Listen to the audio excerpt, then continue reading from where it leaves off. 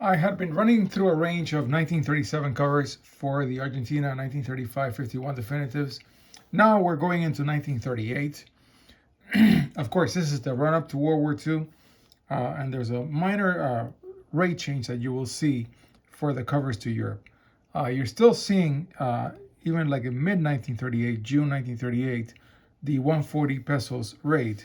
This one's to Switzerland, Condor, and here's another one also to Switzerland.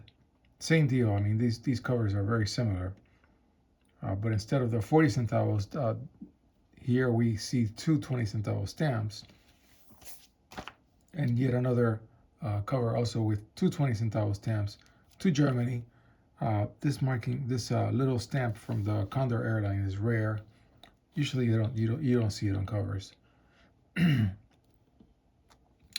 And then here's a really nice cover to Germany via Air France. Of course, only a year later, this would have been unthinkable, right? Because it's the outbreak of World War II.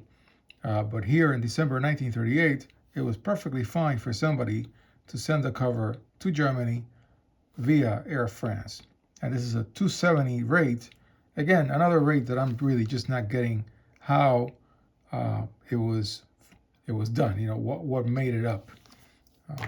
This is the thing that I keep saying about it. I'm not sure how all these rates are calculated besides the 140. The 140 is there for sure. Yeah, so here's another 140 to Germany. And here is one. It's a shame that this person, somebody sent mailing to the Argentina embassy. I guess the person who mailed it was not a part of the government. I guess that's what happened. So yeah, sent to the commander of the Air Force, the Argentinian Air Force, who I guess he was a general, a brigade general, who I guess was working at the Argentinian embassy in Berlin. Then here's a pair of covers. I'm going to show them one by one that are almost exactly the same, from the same year range, using the same stamps, probably mailed by the same person, to Germany. So yeah, I think I'm going to zoom out for this one so you can see how these two covers are just identical. Okay, the next one is a 265 rate. And again, I'm always perplexed by these covers because they oscillate between different values that I cannot make out. This one is to France by Air France, so makes perfect sense. And it's got a receipt in the back from Paris.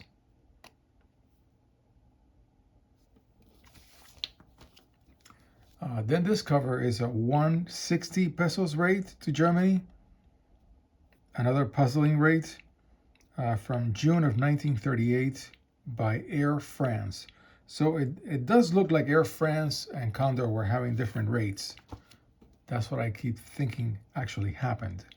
160 pesos rate to Germany, certified. This one actually does make sense if we based it on the 140 base rate by Condor to Nuremberg. And of course, this is Nazi Germany, so of course it's got a marking from Nuremberg with the swastika in the back. The times are changing quickly here as we ramp up to World War II.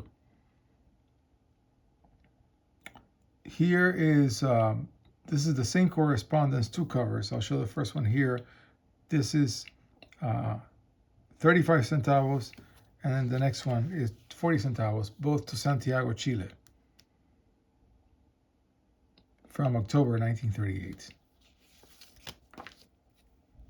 Then a really neat and nice cover with selvage for the 1 peso, 160 pesos rate, which does make sense based on the 140 rate, from August 1938 by Condor to Germany. And it's got an old style Berlin postmark that you find in stamps going back all the way to the 1890s. Then this one's a 265 pesos rate via Air France, September 1938, to Holland, to the Netherlands.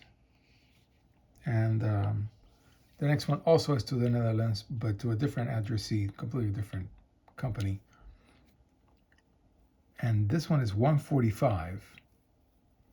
Yeah, 145 pesos. So I think at some point the 140 rate was changed to 145.